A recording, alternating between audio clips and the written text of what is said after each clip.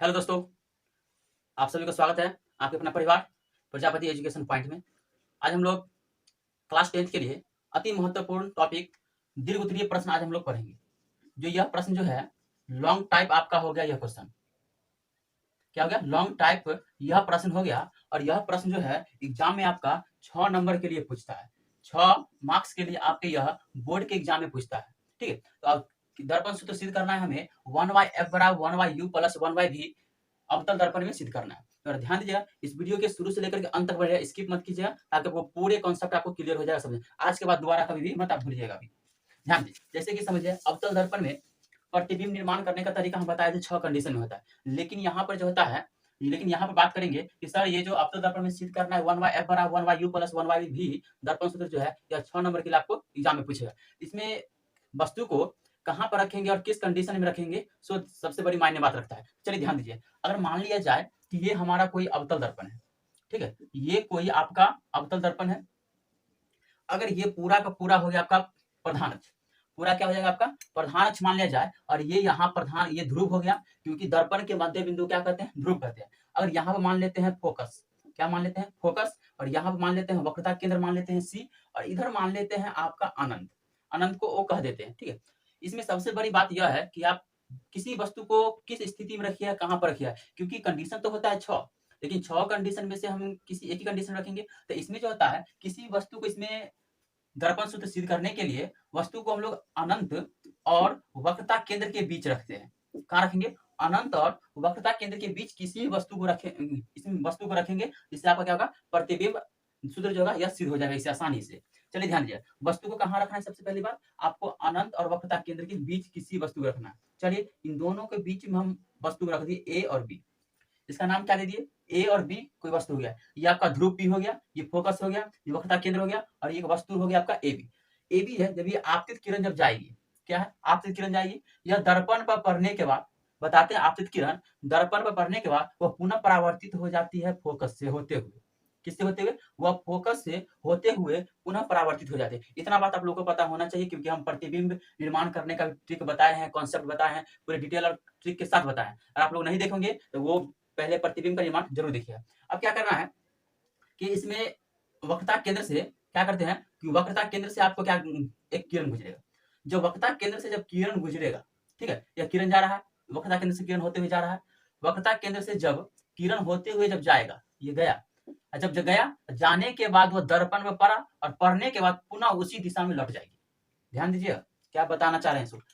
वक्रता केंद्र से किरण गया, वक्रता केंद्र से किरण गया, किरण जाने के बाद वह दर्पण में पड़ेगा, और पड़ने के बाद पुनः उसी दिशा में लौट जाएगा। ये परावर्तित किरण, और यह जो उसी दिशा में जो लौट गया वक्रता केंद्र से किरण, ये जो कटा, यही आपका प्रतिबिंब का निर्माण हो जाता है। इसको नाम दे देते हैं ए डैश और बी डैश नाम देते हैं। इसका नाम दे देते हैं डी, मान लेते हैं इसका नाम क्या देते हैं? डी। और दर्पण है तो दर्पण का भी कुछ नाम दे देते हैं, एम और एन कोई दर्पण दे देते हैं। अब यहाँ समझिए, हम बताए थे कि किसी भी दूरी को मापेंगे ध्रुव से मापेंगे, ध्रुव को मूल बिंदु मानते हुए सभी दूरी को मापा जाता है। ठीक है, चलिए यहाँ से लेकर यहाँ तक दूरी आपका हो जाएगा, फोकस दूरी हो जाएगा।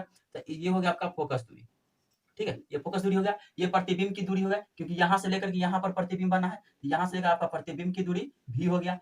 प्रतिबिंब की दूरी को v से सूचित करते हैं, और फोकस दूरी को f से, और वस्तु की दूरी को u से सूचित करते हैं। और तीनों जब मिल जाता है तो उसे क्या कहते हैं? दर्पण सूत्र कहते हैं। ये यहाँ पर आपका वक्रता त्रिज्या है। और बताया था आपको कि f बराबर होता है r/2। इसको क्रॉस गुना कीजिएगा, r बराबर क्या हो जाएगा? r/2f। तो वक्रता त्रिज्या होता है 2f के बराबर। ये हो जाएगा वक्रता त्रिज्या, यहाँ से ये 2f हो गया। ठीक है, ये 2f हो गया। अब यहाँ ध्यान है, वस्तु को यहाँ रखिए ना, तो ध्रुव से लेकर के यहाँ तक हो गया आपका वस्तु की दूरी। तो वस्तु की दूरी को u से सूचित करते हैं। सभी दूरी कहाँ से मापे?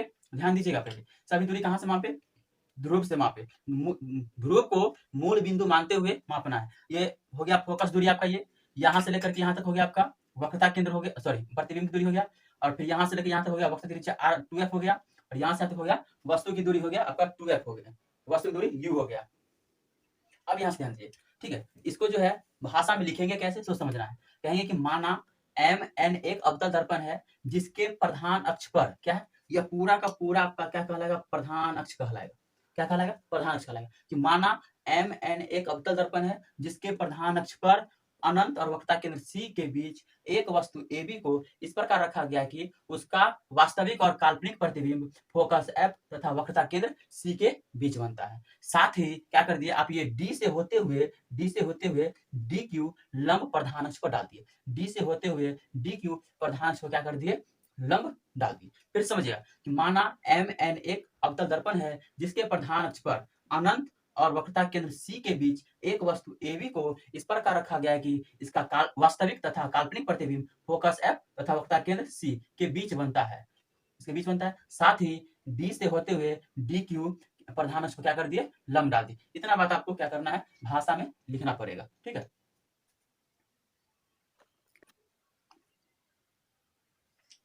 क्या ये माना कि MN एक अवतल दर्पण है जिसके प्रधान अक्ष पर क्या अनंत और वक्रता केंद्र C के बीच एक वस्तु AB को इस प्रकार रखा गया है कि इसका वास्तविक तथा उल्टा प्रतिबिंब A' B' फोकस F तथा वक्रता केंद्र C के बीच बनता है। और साथ ही क्या किए, D से DQ प्रधान अक्ष पर लंब डाल दिए। साथ ही D से DQ प्रधान अक्ष पर क्या किए, लंब डाल दिए। अब यहाँ कहेंगे, साथ ही यह मानेंगे कि अगर बताइएगा कि PQ फोकस दूरी हो जाएगा, PA प्रतिबिंब की दूरी और PC वक्रता त्रिज्या और PA हो जाएगा आपका फोकस दूरी हो जाएगा। चलिए अब आगे ध्यान दीजिएगा।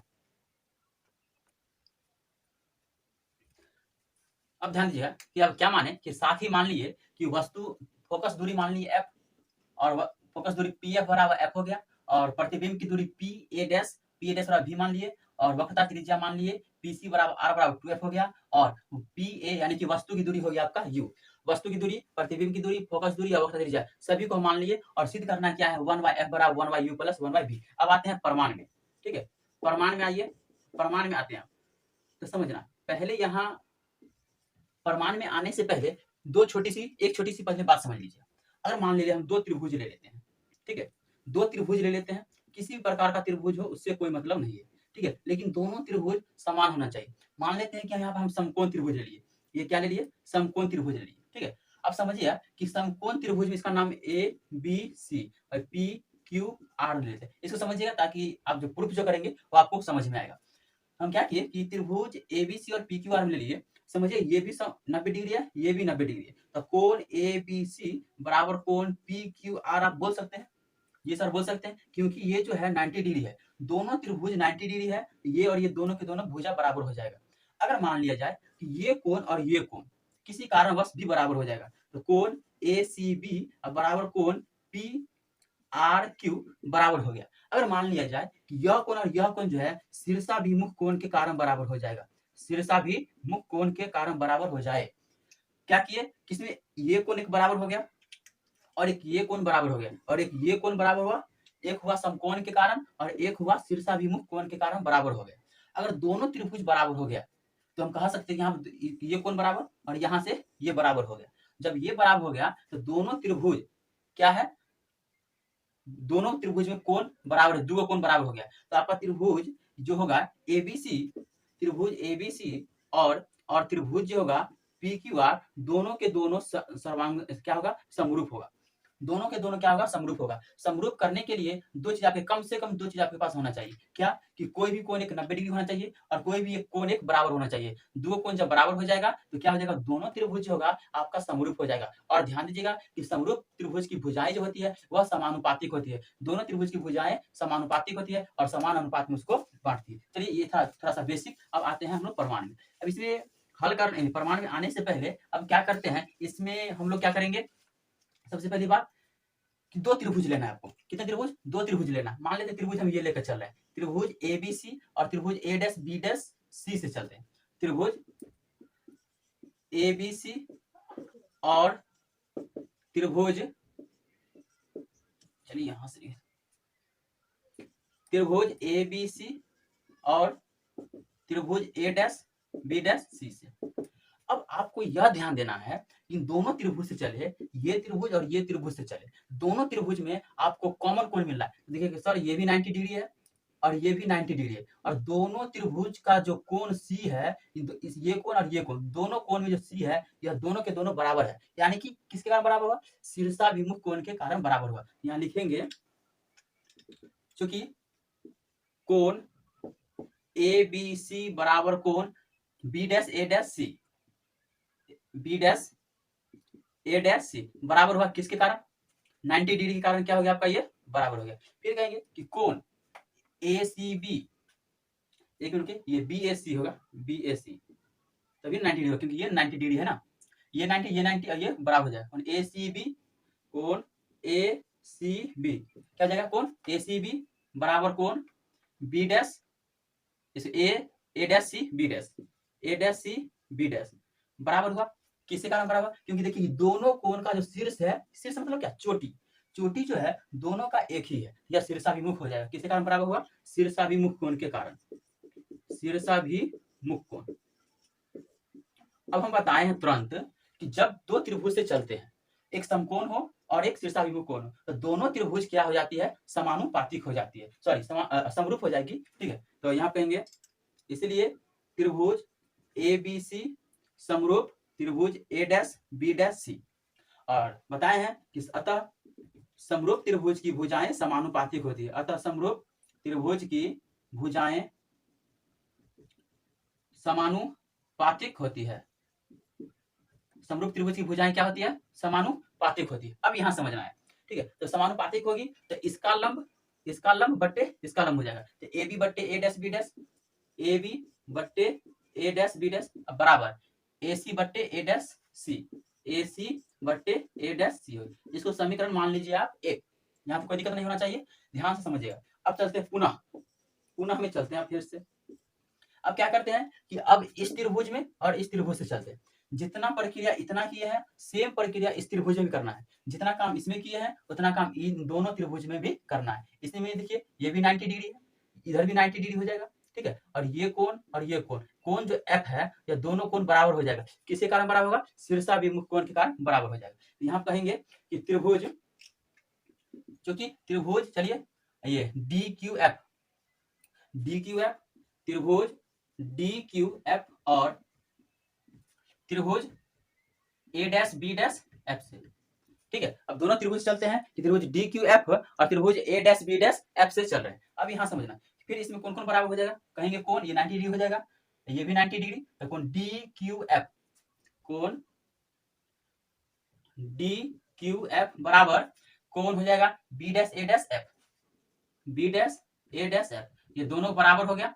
किसके कारण बराबर हुआ 90 डिग्री होने के कारण बराबर हो गया। अब ध्यान देना है ये कोण और ये कोण भी बराबर होगा शीर्षाभिमुख कोण के कारण, तो लिखिएगा क्यू एफ डी, कोण क्यू एफ डी बराबर कोण लिखिए ए डैश एफ बी डैश, ए डैश एफ बी डैश, किसी के कारण बराबर होगा शीर्षाभिमुख कोण,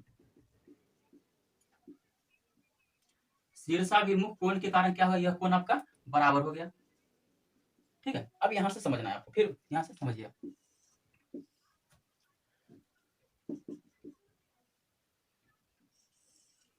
अब यहां ध्यान देना है, इसमें तो हो गया 90 डिग्री, ये हो गया शीर्षाभिमुख कोण बराबर हो गया, या त्रिभुज क्या होगा समरूप हो जाएगा। इसलिए त्रिभुज डी क्यू एफ समरूप त्रिभुज ए डैश बी डैश एफ, ये दोनों के दोनों त्रिभुज क्या हो गया आपका समरूप हो गया। और समरूप त्रिभुज की भुजाएं क्या होती है आपको तुरंत पता है समानुपातिक होती है, क्या होती है समानुपातिक होती है। अतः समरूप त्रिभुज की भुजाएं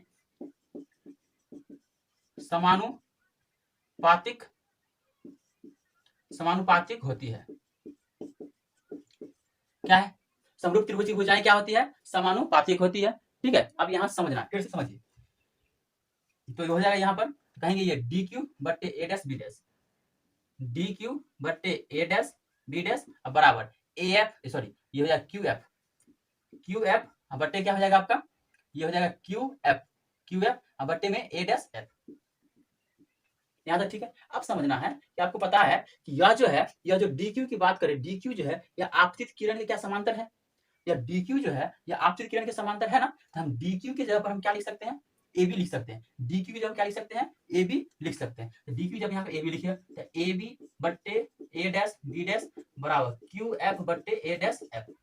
ठीक है, यहाँ पर लिखेंगे चूंकि डी क्यू बराबर ए बी, डी क्यू बराबर क्या लिखना है ए बी लिखना है। अब यहां से ध्यान देना है, थोड़ा जगह का कमी पड़ रहा है, तो इसको हम हटा देते हैं यहाँ से, ठीक है। अब यहाँ ध्यान देना कि अब चलिए बताइए, यह जो बिंदु जो Q है, यह बिंदु जो Q है, यह P के क्या है, काफी निकट है। तो Q की जगह पर हम ये यहाँ समझिए फिर से, जैसे कि बिंदु क्या है आपका, Q है, P के क्या है, काफी निकट है ना, तो हम ये अभी जो लिखे हुए हैं QF, तो QF की जगह पर इसके काफी निकट है, तो Q की जगह पर हम PF लिख सकते हैं, जरूर लिख सकते हैं। चलिए ध्यान दीजिए, तो लिखेंगे बिंदु Q P के काफी निकट है, P के क्या है, काफी निकट है, ठीक है। P के क्या है आपका, काफी निकट स्थित है, यहाँ से नीचे शायद कट रहा है, तो बिंदु Q जो है P के क्या है आपका, काफी निकट है। तो चलिए यहाँ पर लिखो, थोड़ा जगह का कमी पड़ रहा है, इसको हटा देते हैं। अब यहाँ से बेटा ये M हो गया। अब यहाँ पर ध्यान देना, ध्यान दीजिएगा।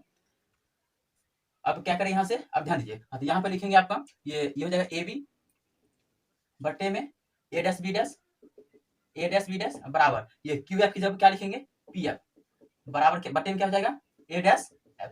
इसको समीकरण 2 मान लीजिए, और यहाँ पर लिख लीजिएगा QF बराबर PF।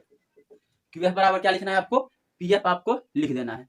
QF बराबर क्या लिख देना है, PF, ये हो जाएगा PF बट्टे A डैश F। ये हो गया समीकरण 2, और यहाँ पर लिखना है QF बराबर PF। अब तो नहीं कट रहा होगा लगता है, चलिए ठीक है, लगभग ये है QF बराबर PF। अब समीकरण 1 और समीकरण 2 में देखिए LHS बराबर है, क्या है, समीकरण 1 और 2 में देखिए LHS बराबर है, तो RHS भी क्या हो जाएगी, बराबर हो जाएगी। समीकरण 1 और 2 से, समीकरण 1 और 2 से, समीकरण 1 और 2 से, तो LHS बराबर, तो RHS भी क्या हो जाएगी, बराबर AC बट्टे A dash C dash, AC क्या लिखेंगे यहाँ पर, AC बट्टे A डैश C बराबर, समीकरण 2 कहाँ गया, ये है, सॉरी यहाँ पर है, PF बट्टे A डैश F। यहाँ तक हो गया।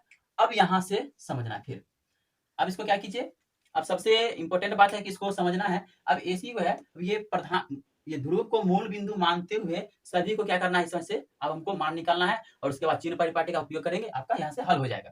तो AC जो है हमको इतना का मान चाहिए, क्या चाहिए, ये मान चाहिए AC, ये वाला मान चाहिए AC, जिसको PA में से अगर PC घटा दे, क्या PA में से PC घटा दे, ये AC निकल जाएगा। यहाँ पर लिखेंगे PA माइनस PC, ठीक है, ये लिख दिए। अब ये बट्टा हो गया। अब A डैश C इतना चाहिए, ध्यान दीजिएगा, अब समझने वाली बात है। A डैश C ये चाहिए, इतना चाहिए, पूरा बड़का PC में से PA डैश घटा दे, PA डैश घटा देंगे, ये आपका निकल जाएगा। अब बराबर दे दिए, फिर समझ PF तो है ही, इसको इसके साथ कोई चेंजिंग नहीं, बट क्या है A डैश F। अब हमको चाहिए ये वाला, क्या चाहिए, A डैश F ये चाहिए, तो PA डैश में से अगर PF घटा दे, क्या घटा दे, PF घटा दे, तो आपका किसका मान आ जाएगा, A डैश F का मान आ जाएगा। अब आइए PA को क्या लिख सकते हैं, यहाँ से PA के क्या लिख सकते हैं, U, PA की जगह पर U लिखिए, ये माइनस है तो माइनस लिखिए। फिर क्या करना है आपको, PC की जगह पर क्या लिखना है आपको, PC कहाँ गया, ये 2F बट्टा में दीजिए। फिर क्या करना है, PC की जगह पर 2F माइनस PA डैश क्या है आपका, प्रतिबिंब की दूरी V, PF को F लिखेंगे, अब बट्टा हो गया PA डैश हो गया आपका प्रतिबिंब V माइनस PF हो गया F। अब यहाँ पर इसमें से कौन प्लस होगा कौन माइनस होगा, चिन्ह परिपाटी का उपयोग करेंगे। हम शुरू में नहीं किए थे, तो अब ये कर देते हैं, कोई बात नहीं। अब ध्यान दीजिए, हम बताए थे कि सभी दूरी को हम लोग ध्रुव को मान करके सभी का दूरी का मान हम लोग निकालेंगे, और दाहिने साइड बताए थे कि सभी के सभी आपका ऑल पॉजिटिव हो जाएगा, और बाईं ओर क्या हो जाएगा, ऑल नेगेटिव हो जाएगा। चिन्ह परिपाटी में हम लोग बताए थे। तो यहाँ फोकस दूरी क्या है, PF है ना, फोकस दूरी PF है, यहाँ से PF, तो ये चिन्ह परिपाटी क्या हो जाएगा, माइनस हो जाएगा। प्रतिबिंब की दूरी क्या हो जाएगा, यहाँ भी माइनस हो जाएगा, और फोकस दूरी वक्र त्रिज्या क्या हो जाएगा, ये भी माइनस, और वस्तु की दूरी भी माइनस, सभी के सभी क्या हो जाएगा, माइनस हो जाएगा। वहां पर सभी की जगह पर रखिए, यहाँ भी माइनस हो जाएगा, इसकी जगह पर माइनस, और ये भी माइनस हो जाएगा, और प्रतिबिंब की दूरी भी माइनस होगा ना, प्रतिबिंब की दूरी भी माइनस, और ये फोकस भी माइनस। इतना तक क्या कर दिए, सभी साइन कन्वेंशन चिन्ह परिपाटिका का उपयोग करते हुए सभी को मान को क्या कर दिए, यहाँ पर रख दिए। अब यहाँ से समझिए सबसे महत्वपूर्ण वाली बात, अब यहाँ से हल करना है आपको। तो ये U, ये माइनस माइनस प्लस 2F बट्टे में 2F minus minus plus V बराबर माइनस एफ हो गया और माइनस भी है, माइनस माइनस क्या हो गया प्लस। अब कुछ नहीं करना है, क्रॉस गुना करते चलना है और इसको हल कर देना है। अब इसका जो है कोई काम नहीं है, इसको कर देते हैं, मिटा देते हैं, इसका कोई काम नहीं है, इसको मिटा देते हैं, जगह की कमी पड़ रही है। इतना में हो जाएगा, अब ज्यादा समय नहीं लगेगा। इसको क्रॉस गुना कीजिए, ठीक है, क्या करना है क्रॉस गुना, u को इससे गुना करेंगे तो माइनस u भी, ये माइनस u भी, ये फिर गुना करेंगे इससे, इसको क्या करना है इससे कर दिए फिर इससे करेंगे तो ये हो जाएगा प्लस u f, फिर हो गया। अब इससे करना है तो plus minus minus 2vf minus 2vf, फिर ये प्लस प्लस प्लस हो गया 2f स्क्वायर, क्या हो रहा है 2f स्क्वायर। अब यहां से फिर आगे बराबर का चिन्ह देना है, ये माइनस प्लस क्या हो जाएगा माइनस, ठीक है, और ये हो जाएगा आपका 2f स्क्वायर, ये माइनस f भी। चलिए ध्यान दीजिए कहीं पर मिस्टेक हो रहा है चिन्ह परिपाटी में उपयोग करने के लिए, ये प्लस हो गया v माइनस माइनस प्लस, ये हो जाएगा आपका माइनस, तो ये कहां से लिए थे पी ए लिए थे ना, पी ए तो पी सी, तो ये पी सी हो जाएगा, एक मिनट रुकिए, पी ए डैश, ठीक है।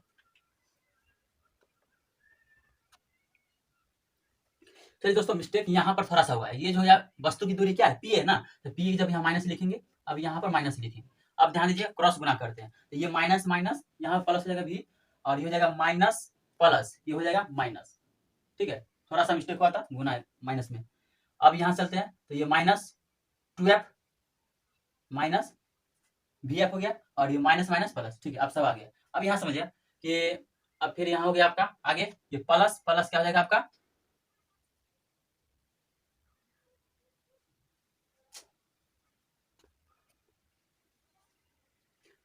देखिए दोस्तों ये मिस्टेक यहाँ माइनस हो जाएगा, ये माइनस और ये हो जाएगा अभी आपका माइनस। अब गुना करिए माइनस माइनस प्लस, f को 2f से 2f square minus plus minus. अब ध्यान दीजिए दो को एक रंग बराबर की जब आर पार जब दो को एक रंग रहता है तो वह कट जाता है, ये कट गया, जो बचा वो लिखिए u भी minus 2f minus sorry minus uf minus 2vf, एक काम कीजिए ये माइनस में उस पार भेज दीजिए, क्या हो जाएगा प्लस में 2vf, ये माइनस f भी, यानी इसको सीधा कर लिख दीजिए vf, दो में से हो गया एक बचेगा, दो में से एक जाएगा तो एक बचेगा, तो u भी माइनस uf बराबर हो जाएगा vf। अब यहाँ ध्यान दीजिए इतना तो आ गया, और सिद्ध करने बताए थे कि दर्पण सूत्र होता है 1/f बराबर 1/u प्लस 1/v होता है। अब क्या करना है उसको बट्टा में लाने के लिए क्या कीजिए भाग दे दीजिए, तो दोनों तरफ uvf से भाग देना है, दोनों तरफ uvf से क्या देना भाग देने पर, चलिए भाग दे देते हैं दोनों तरफ uvf से, तो ये होगा uv बट्टे uvf माइनस uf, ये होगा uvf बराबर ये vf ये uvf।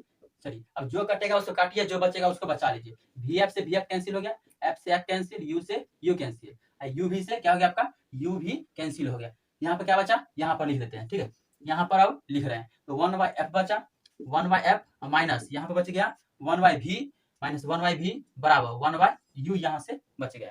अब यहाँ पर ध्यान दीजिए तो ये हो गया आपका 1/f बराबर, ये बराबर के पार है 1/u, ये माइनस उधर गया तो क्या हो गया आपका प्लस 1/v।